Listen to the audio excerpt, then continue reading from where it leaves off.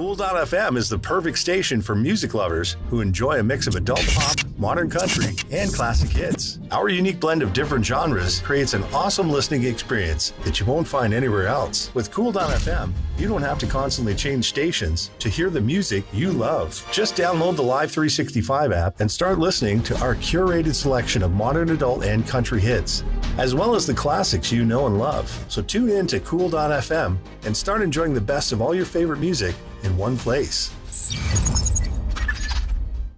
Hi, I'm Matt D. Wilson, writer of Impostor Syndicate, which is funding right now on zoop.gg, and also the host of the War Rocket Ajax podcast. And you're watching and listening to Two Geeks Talking. Good morning, afternoon, evening, everyone. Two Geeks Talking is an entertainment industry interview show where we interview the creative people from the comic, film, TV, movie, and video game industries. And of course, I'm your host, Kurt Sasso. We're joined today by a multi-talented creative person. He has a podcast, he is a comic creator, he is probably a tuba player or something like that. I don't know for sure, but we'll ask him in the interview itself here too. But we're joined by creator of the Impostor Syndicate, and of course, I'll let you talk about your podcast as well. Matt D. Wilson, how you doing today? I'm good. How are you, Kurt? Doing good. So what instrument do you play? None. I tried to learn to play bass guitar when I was a teenager, and my parents bought me a bass guitar with no frets, so it was harder to learn. And I ended up giving up on playing a musical instrument. I took TV class instead of band in middle school. My wife is a classical guitarist, though, so she has all the musical talent in my household. For those that don't know anything about yourself as a creative person, tell us who you are and what you're bringing to Two Geeks Talking.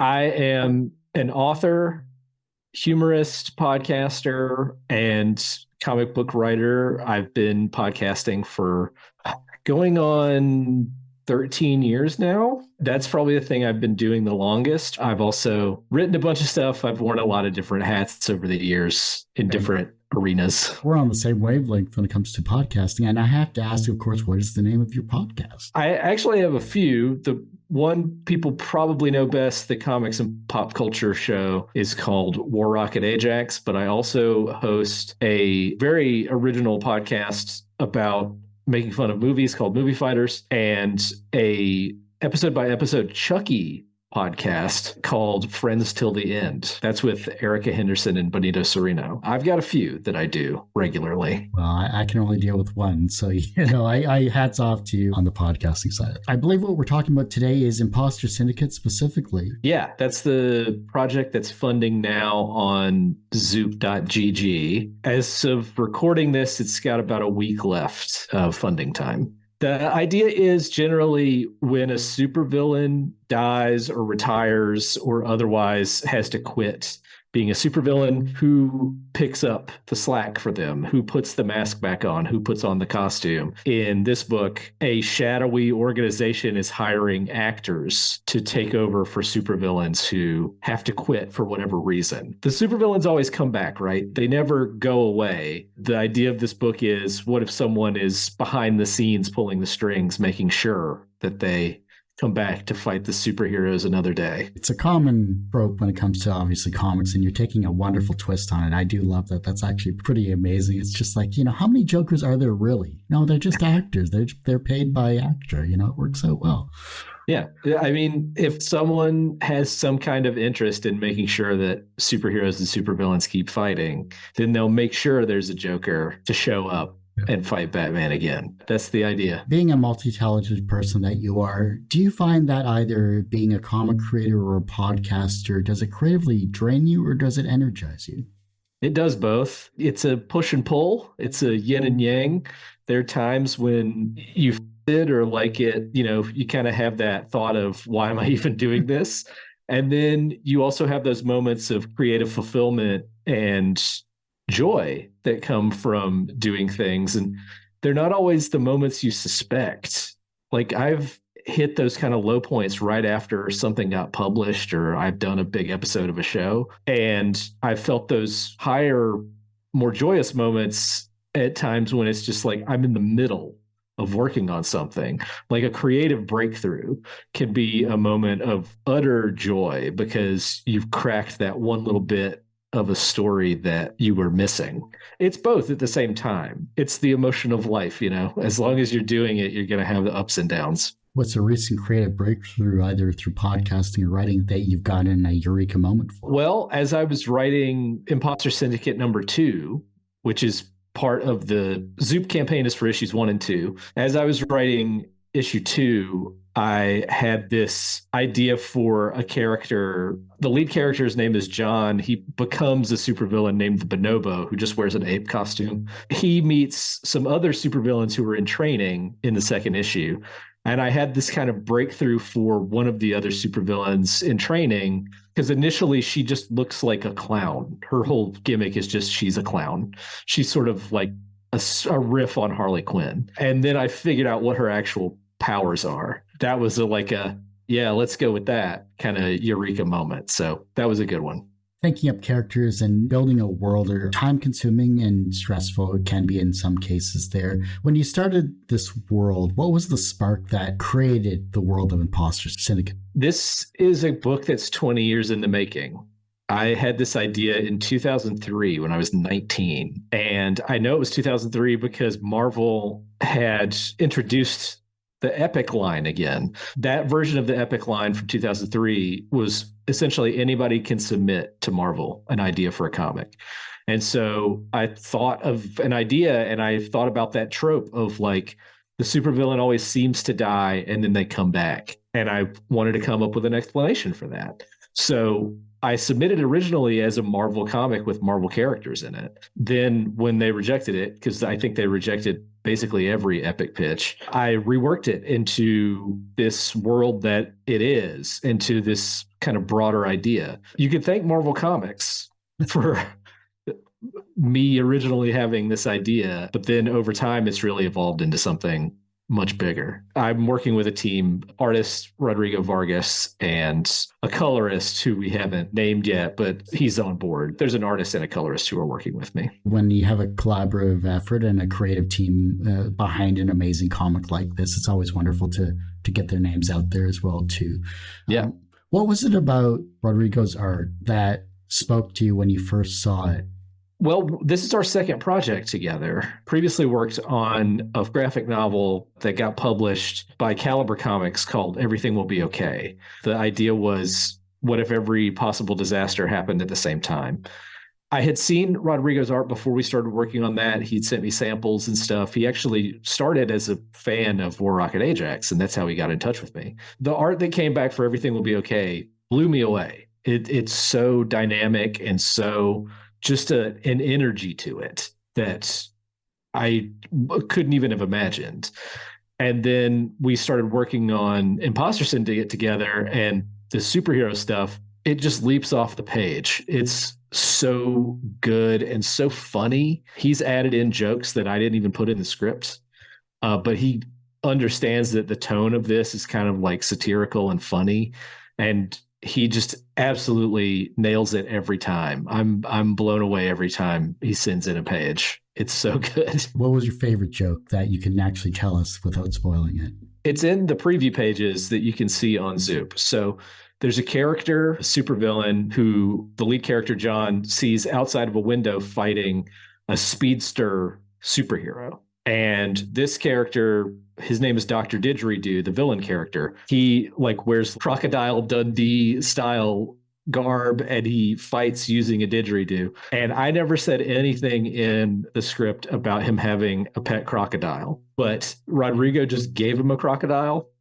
And the crocodile is so funny and is there in multiple panels. And every time it shows up, it makes me laugh.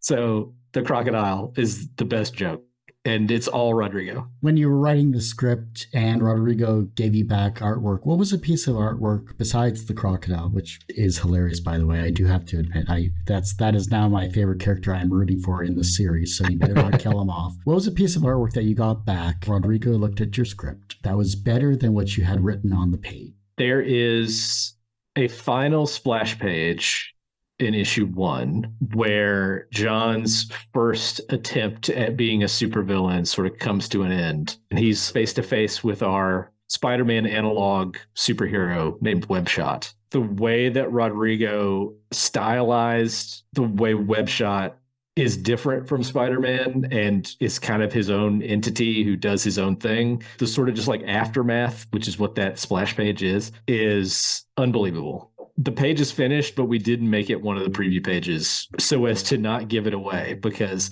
I want people to see it in the book. It's so good.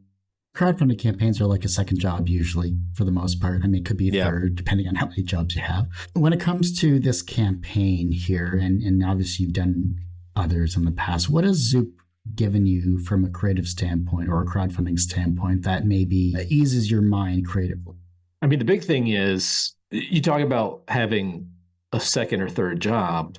Running a crowdfunding campaign, with other crowdfunding sites is 4 or 5 jobs by themselves. On Everything Will Be Okay, which we did on Kickstarter, I was writer, editor, shipping clerk, warehouse manager, because I had all the boxes of books in this room. I was customer service manager. I was doing all the marketing. It was everything. I was doing everything. And it was exhausting. And in the end, I feel like so many things could have been done so much better if it wasn't me doing them, because those are not my areas of expertise. I want to just do the creative part, and Zoop helped with that immensely. They've helped me with the kind of marketing and PR part of it by setting up interviews, sending out emails, being more hands-on on that side of things. They handle some of the back end shipping and printing stuff. By virtue of taking that off my plate, I really can focus more on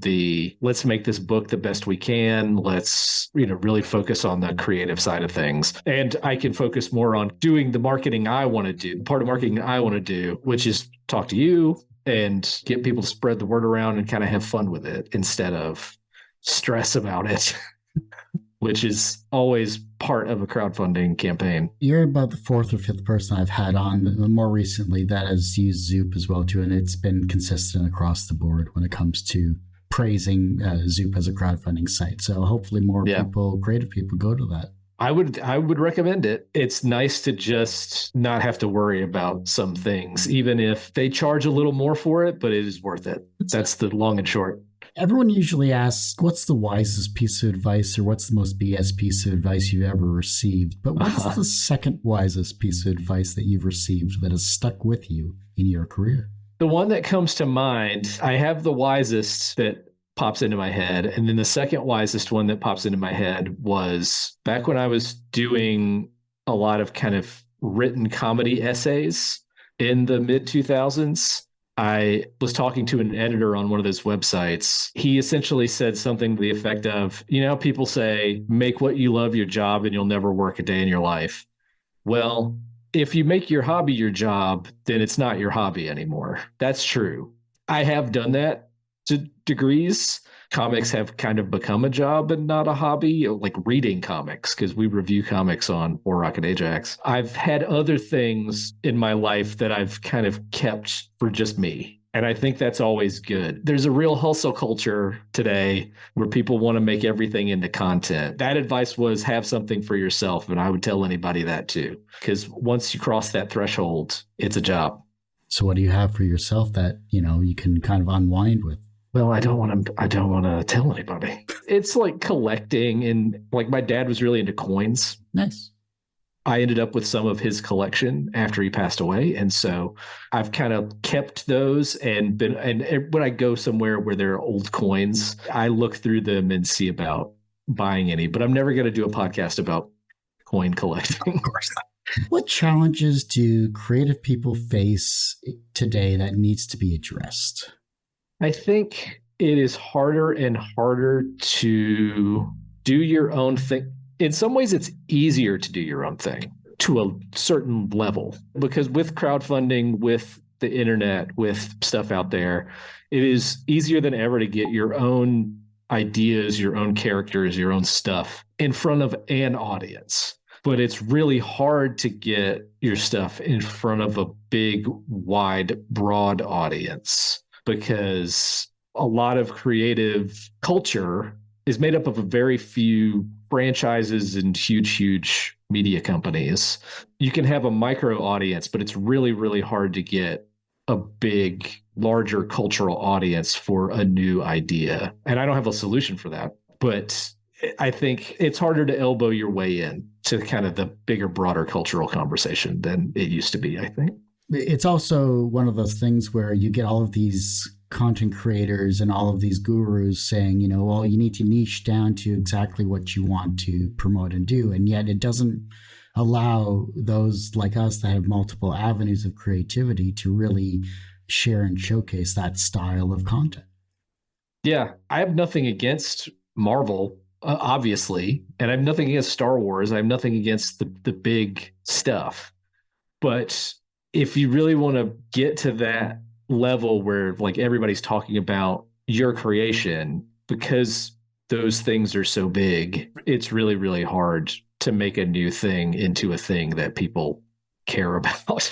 You can have your small audience care, but it's really hard to make a lot of people care and to break through the noise. I would love to figure out a way to do that, but I'm not quite there yet. The only people that really care about our stuff other than our audience is ourselves. Yeah, right. And you can believe in yourself a lot. And like, even when I get as dejected as I ever do, I never think I'm going to quit because I can't. I'm going to just keep going. Even if I never reach that broader audience, I'm too motivated to keep making stuff. I was going to say I'm stubborn. Motivated sounds better. I like that. I may use that in future interviews. I think it's amazing because we have passion for this, and we've had other words, and I'm sure we've had friends and family say, why are you still doing this? Or why do you keep doing this? And it's just like, it's because I like doing it. I love it. It's fun. Keeping a bunch of plates spinning. It's giving up some social engagements, which I don't always mind because I don't always love social engagements. Yeah. There's a trade-off. I know what my brain always tells me, this is what you have to do. There might be things you want to do, but this is what you have to do. I'm going to keep following that, even if it never leads me to any huge success. I'll take my small success and let that drive me.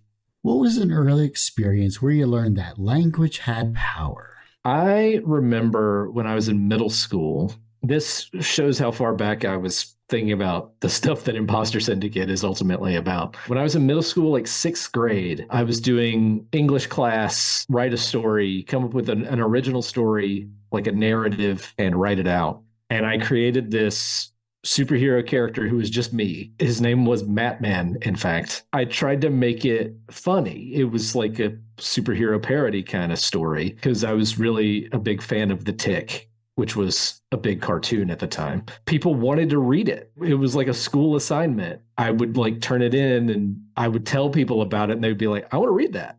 And so I would share it with other people in class who would like read it and think it was funny. And I don't think they were laughing at me. There were other things I got laughed at for in middle school, but I don't think that was one of them. I think people actually found it amusing. That definitely made something click on for me as like, oh, that's a thing. Is there a comic that made you feel the way you hope readers of your work will feel after reading Impostor Syndicate? The one that I can think of, it's funny and thoughtful, but also you have sort of an emotional connection to the characters. A pretty recent one is One Star Squadron. Takes the idea of superheroes and takes a superhero gimmick and gets a funny concept out of it, but also it's not totally just a goof. And that's the tone I'm kind of going for. I feel like that's true of anything Mark Russell does. And he's like a current writer who, if I could write like him, I would feel very, very fulfilled. I'll choose One Star Squadron. Never heard of that one yet, or it's not come on my radar, but it looks like I'll have to. Yeah, I think it was pretty short, so it should be easy to catch up on it. Everyone has one person that inspired them on their path to where they are today. Who was that for you? My mom.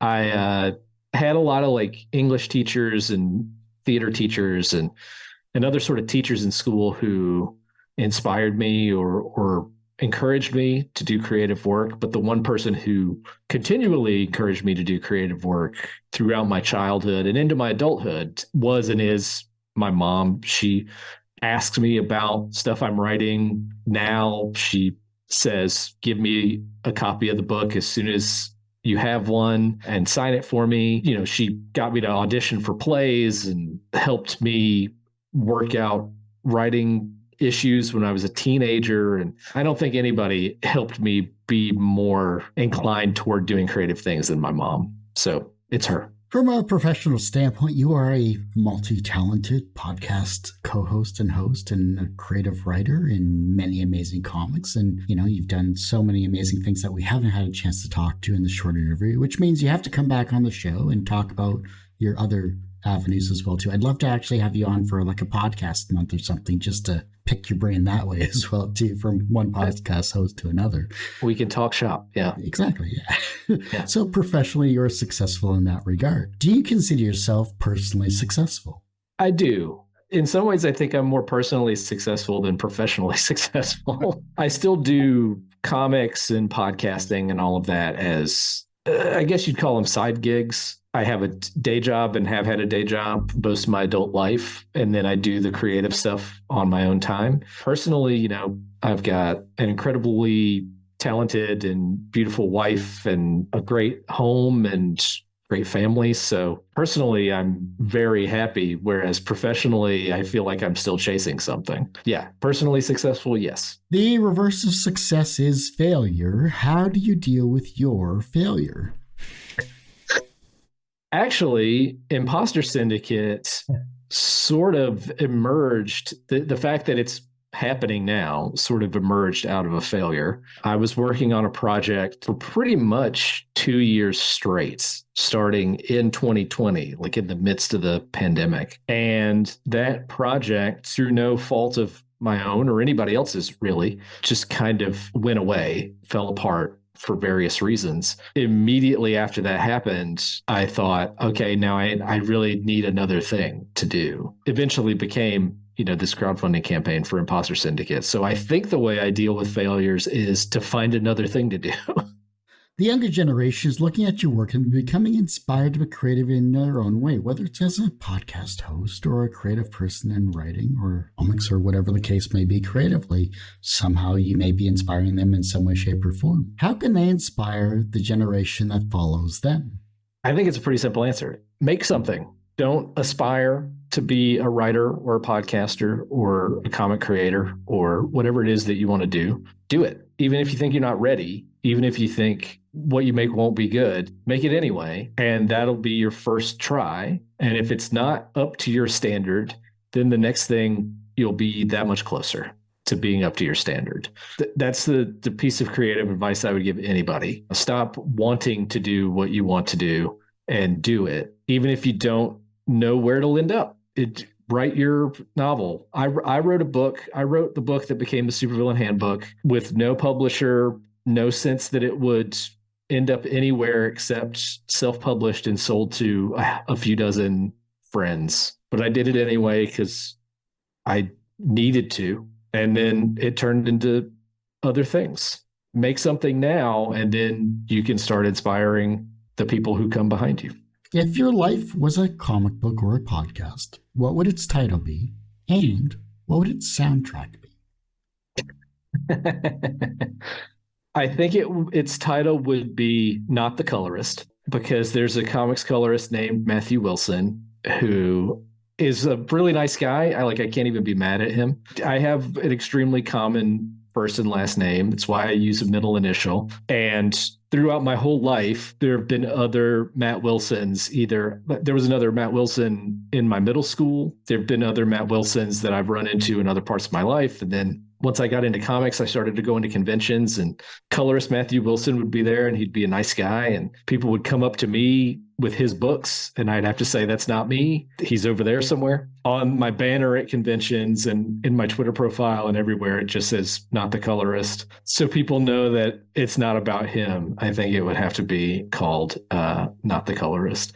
As far as the soundtrack, I think the soundtrack to my life has been like a weird mix of 90s hip hop and 2000s indie rock. So I would have to pick out specific songs, but I think it would be from those two genres throughout. Outkast has always been a big one for me. I've always been a big Beck and Radiohead guy. So those are some early thoughts of what would probably be in there.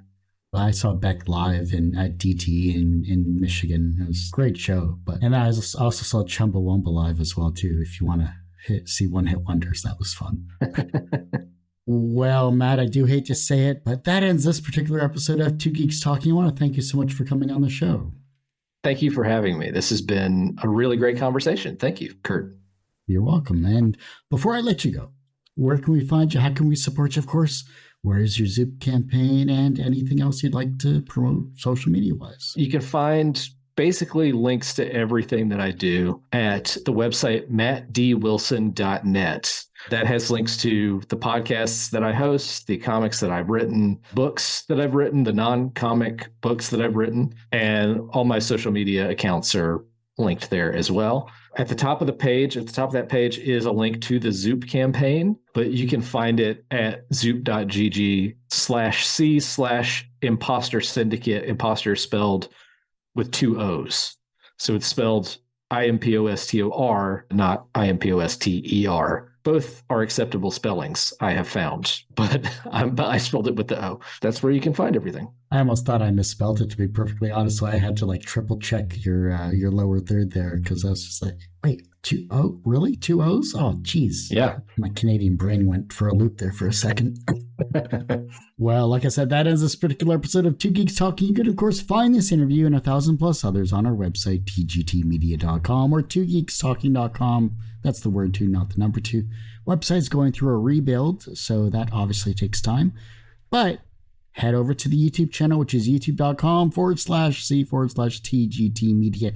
The podcast is back. Find it at twogeekstalking.podbean.com or search any of your audio streaming service for Two Geeks Talking, and you'll find this interview and 1,000 others. And as I say every week, everyone has a story to tell. It's up to me to help bring that out. Thanks for listening and watching on Two Geeks Talking.